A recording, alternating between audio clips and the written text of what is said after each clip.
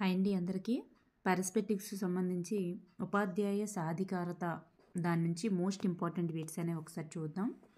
వీటి నుంచి మీకు ఈ చాప్టర్ నుంచి మీకు ఒక 3 వీడియోస్ ఇస్తున్నాను. చాలా బాగుంటాయండి బిట్స్, ఒకసారి చూద్దాం. వ్యక్తి యొక్క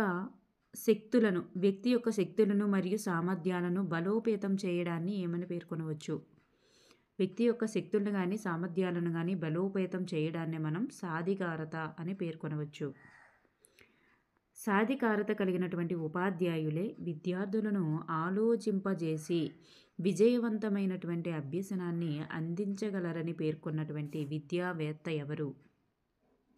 గుడ్మన్ అనేటటువంటి విద్యావేత్త.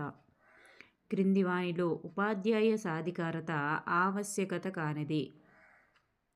ఉపాధ్యాయ సాధికారత అంటే నూతన విషయ పరిజ్ఞానం నేర్చుకోవడం, మంచి పరిపాలనకు మరియు అంటే ఉపాధ్యాయ సాధికారత దేనికి అవసరం అంటే నూతన విషయ పరిజ్ఞానానికి, మంచి పరిపాలనకు, బాధ్యతల స్వీకరణకు, ఈ మూడింటికి కూడా ఉపయోగపడుతుంది.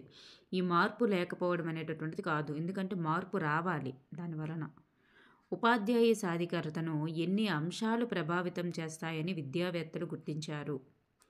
4 అంశాలు ప్రభావితం చేస్తాయని విద్యావేత్తలు గుర్తించారు. ఉపాధ్యాయ సాధికారతను ప్రభావితం చేయని అంశం ఏమిటి? ఉపాధ్యాయుని సాధికారతను ఉపాధ్యాయుని యొక్క లక్షణాలు ప్రభావితం చేస్తాయి. వృత్తిపూర్వక శిక్షణ, అలాగే వేతనాలు, ఇవన్నీ కూడా ఉపాధ్యాయుడు మంచిగా అక్కడ ప్రవర్తించడానికి, క్లాస్ రూమ్లో సాధికారత సాధించడానికి మరి ఇవన్నీ కూడా దోహదపడతాయి.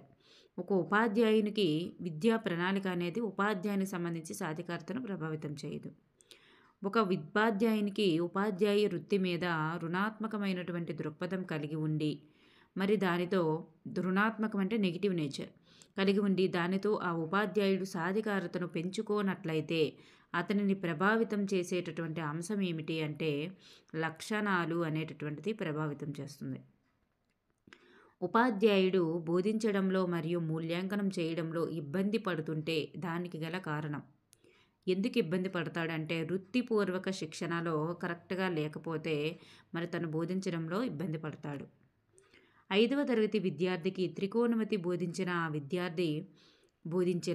విద్యార్థి అభ్యసనానికి దూరం కాబడిన దానికి కారణంగా దీనిని పేర్కొనవచ్చును. 5వ తరగతి విద్యార్థికి త్రికోణమితిని బోధిస్తే విద్యార్థి అభ్యసనానికి దూరం వెళ్ళిపోయాడు అనమాట. అంటే మరి ఇంక ఇష్టం లేదు తనకి.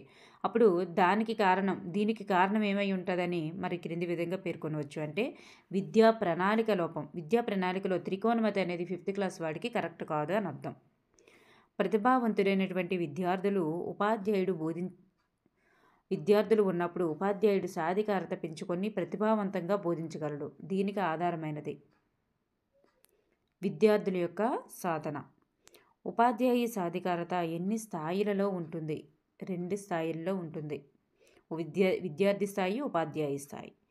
ఉపాధ్యాయుడు స్వీయ ప్రేరణ కలిగి ఉండి సాధికారతతో బోధించిన అతని సాధికారత స్థాయి. స్వీయ ప్రేరణ కలిగి ఉండి మరి సాధికారతతో బోధిస్తే తను ఉపాధ్యాయ స్థాయిలో ఉన్నట్లు అన్నమాట. ఉపాధ్యాయుడు 2 స్థాయిలు కదా, ఉపాధ్యాయ స్థాయి, పాఠశాల స్థాయి అన్నమాట. ఇక్కడ చూస్తే ఉపాధ్యాయుడు సాధికారతను కలిగి బోధించాలనుకున్న సహోపాధ్యాయుల యొక్క సహకారం లేకపోవడంతో మరి సాధికారతలో వైకల్యం ఏర్పడిన అతను సాధికారత లోపస్థాయి ఎక్కడ ఉన్నట్లు అంటే పాఠశాల స్థాయిలో ఉన్నట్టు. ఒక విద్యార్థి పరిపూర్ణత అవ్వాలంటే అన్ని క్లాస్ టీచర్లు కూడా కరెక్ట్గా చెప్పాలని అర్థం అన్నమాట అక్కడ. క్రింది వానిలో ఉపాధ్యాయ సాధికారతకు తోడ్పడనిది ఏమిటి? వేతనాలు అనేటటువంటివి మరి ఉపాధ్యాయ సాధికారతకు తోడ్పడవు. పాఠశాల వాతావరణం బాగుండాలి, విద్యార్థుల సాధన బాగుండాలి, విద్యా ప్రణాళిక కూడా బాగుండాలి. క్రింది వానిలో ఉపాధ్యాయ సాధికారతను పెంపొందించేది ఏమిటి? ఈ బోధనోపకరణాలు, ప్రయోగశాల, మౌలిక సౌకర్యాలు ఇవన్నీ కూడా పెంపొందిస్తాయి. ఉపాధ్యాయ సాధికారతలో తోడ్పడని అంశం ఏమిటి? ఈ గ్రంథాలయం తోడ్పడుతుంది, విద్యార్థుల ప్రజ్ఞ తోడ్పడుతుంది, బోధనోపకరణాలు తోడ్పడతాయి. ఈ విద్యార్థుల యొక్క తల్లిదండ్రులు అనేది అంటే వీటితో పోల్చినప్పుడు తోడ్పడదు. నల్లబల్ల విద్యా పథకాన్ని ఏ కార్యక్రమంలో పేర్కొన్న మాదిరిగా అమలు చేశారు? 1986 జాతీయ విద్యా ప్రణాళికలో పేర్కొన్న మాదిరిగా అమలు చేశారు. నల్లబల్ల పథకాన్ని మరి ఏ సంవత్సరంలో ప్రారంభించారు? 1987. ఓబీబీ బ్లాక్ బోర్డ్ పథకం. నల్లబల్ల విద్యా పథకం యొక్క ప్రధాన ఉద్దేశం ఏమిటి అంటే అదనపు తరగతి గదులు నిర్మించాలని, అదనపు ఉపాధ్యాయులు నియామకం, బోధనా పరికరాల యొక్క పంపిణీ. ఇదే ఓబీబీ యొక్క ప్రధాన ఉద్దేశాలన్నమాట పైవన్నీ. ఏ విద్యా పథకంలో భాగంగా విరివిగా బోధనోపకరణాలు పంపిణీ చేశారు? బోధనోపకరణాల పంపిణీ అనేది ఓబీబీలో భాగంగా. ఓబీబీ ప్రారంభం అనుసరించి మరి ఈ క్రింది వానిలో సరికానిది ఏమిటి? మరి 1987 టు 88, 88 టు 89, 89 టు 90 3 సార్లు అనమాట ఇవి. నల్లబల్ల పథకం ప్రారంభంలో ఏ తరగతికి వర్తించింది అంటే ఫస్ట్ 1 టు 5 తరగతుల వరకే. నల్లబల్ల పథకాన్ని ప్రాథమిక ఉన్నత స్థాయికి విస్తరించాలని పేర్కొన్నటువంటి విద్యా కమిషన్ ఏమిటి? ప్రాథమిక తరగతి 1 టు 5 ఉండేది, ప్రాథమిక ఉన్నతికి కూడా విస్తరించాలని చెప్పింది జనార్దన్ రెడ్డి కమిటీ. ఏ సంవత్సరం నుంచి నల్లబల్ల పథకాన్ని ప్రాథమికోన్నత స్థాయికి విస్తరించి అమలు చేశారు అంటే 1992లో. నల్లబల్ల పథకంలో భాగంగా ఈ బోధనోపకరణానికి అత్యంత ప్రాముఖ్యత ఇచ్చారు నల్లబల్లకే. 1994లో నల్లబల్ల పథకం ఏ పథకంలో విలీనమయ్యింది? 1994లో ఏ పథకంలో విలీనమయ్యిందంటే డెపెప్లో విలీనమయ్యిందన్నమాట. దేశంలో మొట్టమొదటి గుణాత్మక విద్యా పథకాన్ని గుర్తించండి. మొట్టమొదటి గుణాత్మక విద్యా పథకం ఏదంటే ఎప్పెప్ అన్నమాట. ఎప్పెప్ పథకానికి ఆర్థిక సహాయం చేసిన ఓడిఏ అనేది ఏ దేశానికి చెందిన సంస్థ? Britain. ODA full form overseas development administration. ఎప్పెప్ విద్యా పథకాన్ని ఏ సంవత్సరంలో ప్రారంభించారు? 1984లో. ఆంధ్రప్రదేశ్ ప్రాథమిక విద్యా పథకం ముఖ్య ఉద్దేశ్యం ఏమిటి? ఆంధ్రప్రదేశ్ ప్రాథమిక విద్యా పథకం యొక్క ముఖ్య ఉద్దేశ్యం మానవ వనరుల ద్వారా విద్యలో నాణ్యతను పెంచడం, విద్యార్థి కేంద్రీకృత బోధనను అందించడం, ఉపాధ్యాయులకు వృత్యంతర శిక్షణను కూడా అందించడం. ఇవన్నీ కూడా మరి ఎప్పెప్ యొక్క ముఖ్య ఉద్దేశాలు.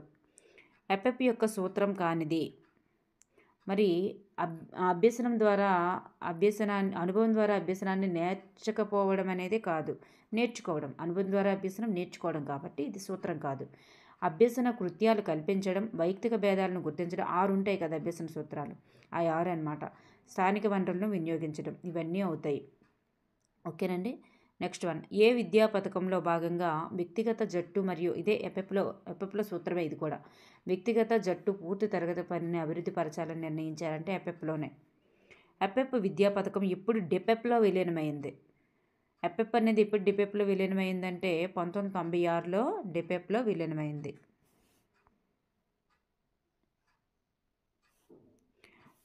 Next one. దేశవ్యాప్తంగా ప్రాథమిక విద్యను అందుబాటులోకి తేవడానికి తీసుకువచ్చినటువంటి విద్యా పథకం ఏంటి? ప్రాథమిక విద్యను అందుబాటులోకి తీసుకురావాలని మరి తీసుకువచ్చిన పథకం ఏదంటే డిపెప్. డిపెప్ కార్యక్రమాన్ని ఎప్పుడు ప్రారంభించారంటే 1994లో ప్రారంభించారు. మన రాష్ట్రంలో డిపెప్ కార్యక్రమాన్ని ఏ సంవత్సరంలో ప్రారంభించారు? మన రాష్ట్రంలో, ఉమ్మడి రాష్ట్రంలో ఎప్పుడు ప్రారంభించారంటే 96లో. ఆంధ్రప్రదేశ్లో డిపెప్ కార్యక్రమం అమలు కాని జిల్లా రంగారెడ్డి జిల్లాలో అప్పట్లో అమలు కాలేదు. డిపెప్ కార్యక్రమ నిధులతో రాష్ట్ర కేంద్రాల యొక్క నిష్పత్తులు చూడండి. రాష్ట్రం ఫస్ట్ ఇచ్చారు కాబట్టి రాష్ట్రమే ఫస్ట్ వేసుకోవాలి 25, కేంద్రం సెకండ్ ఇచ్చారు కాబట్టి 75. Next one. డిపెప్ కార్యక్రమం యొక్క ముఖ్య ఉద్దేశ్యం మరి గ్రామ విద్యా కమిటీల ద్వారా సూక్ష్మ ప్రణాళిక అనేటటువంటిది నిర్మాణం, 6 నుండి 11 సంవత్సరాల పిల్లలందరినీ బడిలో చేర్పించడం, బాలికల విద్యపై శ్రద్ధ వహించడం. ఇవన్నీ కూడా డిపెప్ కార్యక్రమం యొక్క ముఖ్య ఉద్దేశ్యాలు. ఏ కార్యక్రమంలో భాగంగా బడి మానివేసిన విద్యార్థుల సంఖ్యను 5% కంటే తగ్గించాలని నిర్ణయించారు? డిపెప్ కార్యక్రమంలో భాగంగానే. గతం కంటే చదవడం, రాయడం, లెక్కలు చేయడంలో 40% అధికం చేయాలని ఏ విద్యా పథకంలో పేర్కొన్నారంటే డిపెప్లోనే. సూక్ష్మ విద్యా ప్రణాళికను ఈ కార్యక్రమంలో భాగంగా అమలుపరిచారు. డిపెప్లో భాగంగానే సూక్ష్మ విద్యా ప్రణాళికను అమలుపరిచారు. సూక్ష్మ విద్యా ప్రణాళిక బాధ్యతను ఎవరికి అప్పగించారు అంటే గ్రామ విద్యా కమిటీలకు అప్పగించారన్నమాట. సూక్ష్మ విద్యా ప్రణాళిక దేనికి సంబంధించినది అంటే పాఠశాల అభివృద్ధికి సంబంధించినది. వికలాంగులకు పాఠశాలలో ప్రత్యేక సౌకర్యాలు కల్పించాలని సూచించిన విద్యా పథకం ఏమిటి అంటే డిపెప్. ఈ క్రింది వానిలో డిపెప్ ద్వారా కల్పించినది ఏమిటి అంటే ఉచిత పాఠ్యపుస్తకాలు, ఆవాసంలో పాఠశాల, బాల కార్మికులను బడిలో చేర్పించడం, మధ్యాహ్న భోజన పథకం అందించడం. ఇవన్నీ వస్తాయి కానీ మధ్యాహ్న భోజన పథకం అనేటటువంటిది అందించదు. ఇది డిపెప్ కాదు. ఏ విద్యా పథకం రావడంలో డిపెప్ అనేటటువంటిది రద్దు కాబడిందంటే ఎస్ఎస్ఏ అనేటటువంటిది రావడంతో డిపెప్ అనేటటువంటిది రద్దు కాబడింది. మరి ఏ సంవత్సరంలో డిపెప్ పథకం రద్దు కాబడిందంటే 2003లో రద్దు కాబడింది. ఆంధ్రప్రదేశ్ పాఠశాల ఆరోగ్య పథకాన్ని ఏ సంవత్సరంలో ప్రారంభించారు? ఎప్పుడు ప్రారంభించారంటే 1998లో ప్రారంభించారు. ఆంధ్రప్రదేశ్ పాఠశాల ఆరోగ్య పథకం యొక్క ముఖ్య ఉద్దేశం ఏమిటి? నిర్ణీత కాలంలో టీకాలు అందించడం, వ్యక్తిగత పరిసరాల పరిశుభ్రతను నేర్పడం, శారీరక మానసిక మార్పులపై అవగాహన కల్పించడం. సో ఇవన్నీ కూడా ఏ విద్యా పథకం అమలుతో విద్యార్థుల యొక్క ఆరోగ్యం మెరుగుపడింది అంటే అదే ఆరోగ్య పథకం అనమాట. ఏపీఎస్హెచ్పి అనేటటువంటి ఆరోగ్య పథకం ద్వారా. ప్రస్తుతం పాఠశాలలో పిల్లల యొక్క ఆరోగ్యంపై అమలు జరుగుతున్నటువంటి కార్యక్రమం ఏదంటే జవహర్ బాల ఆరోగ్య రక్ష. అంటే అప్పట్లో ఇది, ఇప్పుడు కాదులే.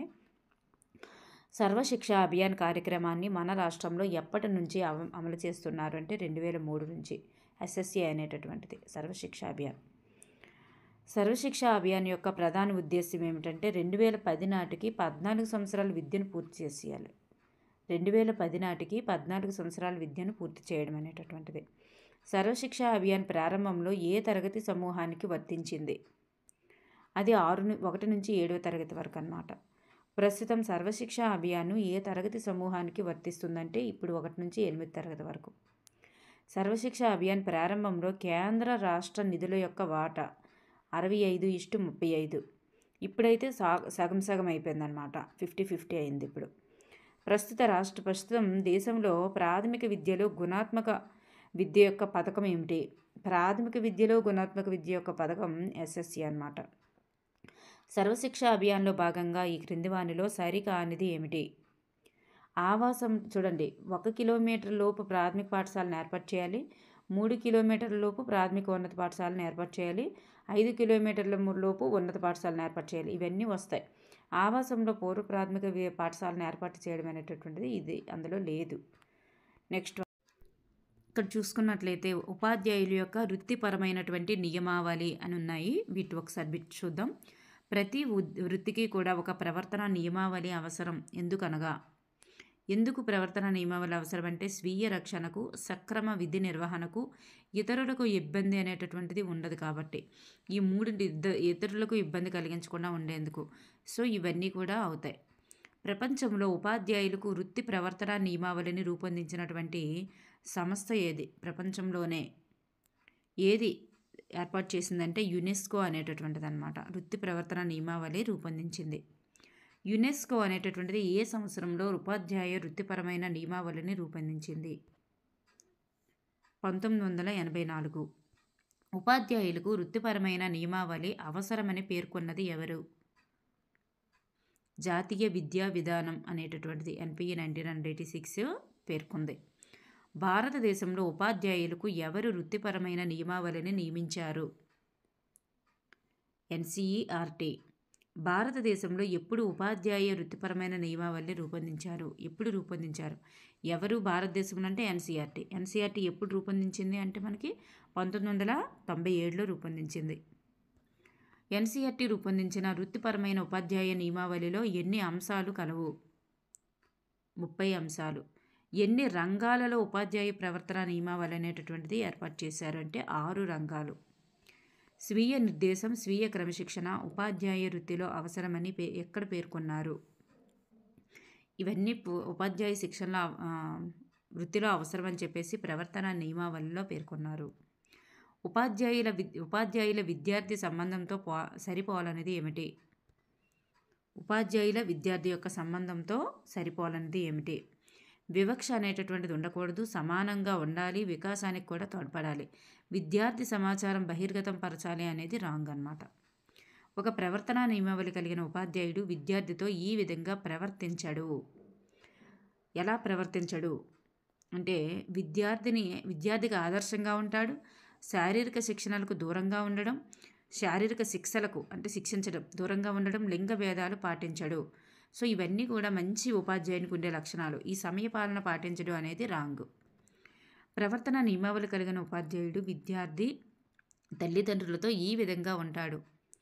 పిల్లల యొక్క సాధనను తల్లిదండ్రులకు తెలియజేస్తాడు, తల్లిదండ్రులతో సమావేశాలు నిర్వహిస్తాడు, విద్యార్థి గృహాలను సందర్శిస్తాడు, విద్యార్థి సాంఘిక అవగాహన కోసం అన్నమాట. ఇవన్నీ కూడా సమాజంలో ఉపాధ్యాయునికి ఈ సంబంధం కలిగి ఉండరాదు. ఎటువంటి సంబంధం కలిగి ఉండకూడదు అంటే సమాజ అభివృద్ధికి పాటుపడాలి, జాతీయ సంస్కృతిని గౌరవించాలి, జాతీయ సమైక్యతను పాటుపడాలి, మానవ వనరుల కేంద్రంగా పాఠశాలను మార్చరాదు అనేది కాదు, మార్చాలి. సో ఇక్కడ ఆప్షన్ 4 అనేది సరిగా లేదు. పాఠశాలను, సమాజాన్ని, దేశాన్ని ప్రేమించి వాటికి విశ్వాసపాత్రుడిగా ఉపాధ్యాయుడు ఉండాలని దేనిలో పేర్కొన్నారు? ఉపాధ్యాయ నియమావళిలో పేర్కొన్నారు. ఉపాధ్యాయుడు సహచర ఉపాధ్యాయులతో కలిగి ఉండకూడనిది ఏమిటి? ఎలా ఉండకూడదు అంటే పరస్పర గౌరవించుకోవాలి, ఒకరొకరు నిందారోపణలు చేయకూడదు, అలాగే అందరూ కలిసిమెలిసి ఉండడం, ఇవన్నీ మంచివే. మరి వ్యక్తిగత విషయాల్లో తలదూర్చకూడదు, ఇలాంటివి ఉండకూడదన్నమాట. నెక్స్ట్ వన్, ఉపాధ్యాయ ప్రేరణకు సంబంధించి ఒకసారి చూద్దాం. ఒక వ్యక్తి తన కృత్య నిర్వహణలో చూపించే శక్తిని దోహదం చేసే కారకాన్ని ప్రేరణ అని పేర్కొన్నారు. ఎవరు పేర్కొన్నారు ఇట్లా?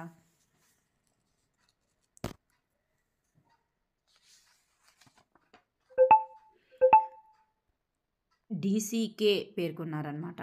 మోటివేషన్ అనే పదం మోవీర్స్ నుండి వచ్చింది. అయితే మోవీర్స్ అనేది ఏ భాషా పదం? మోవీర్స్ అనేటటువంటిది లాటిన్ భాషా పదం. ఉపాధ్యాయుడు తొలి ఉద్యోగ ప్రస్థానంలో బోధించిన మాదిరిగా చివరి వరకు బోధించలేడు. కారణం ఏమిటి? ఎందుకు బోధించలేడు చివరి వరకు అంటే ప్రేరణ కోల్పోవడం అన్నమాట. ప్రేరణ కోల్పోవడం వల్ల. ఉపాధ్యాయుడు ప్రేరణను ఎన్ని రకాల కారకాలు ప్రభావితం చేస్తాయి? 2 రకాల ప్రేరకాలు అనేవి, బాహ్య, అంతర. అలాగే క్రింది వానిలో ఉపాధ్యాయుని ప్రేరణను ప్రభావితం చేయనది ఏమిటి? శారీరక ఆరోగ్యం బాగుంటే మంచి ప్రేరణ ఉంటుంది. మరి సమస్యలు లేని కుటుంబం నుండి ఉపాధ్యాయుడు వచ్చినా కానీ మంచిగా చెప్తాడు. కుటుంబానికి సరిపడేటటువంటి వేతనం ఉన్నా కానీ ఉపాధ్యాయుడు మంచిగా చెప్తాడు. ఈ సమాజ సమస్యలు అనేటటువంటిది ఉపాధ్యాయుని ప్రేరణకి సంబంధం లేదు. ఈ ఉపాధ్యాయ ప్రేరణలో తోడ్పడినటువంటి అంశం ఏమిటి?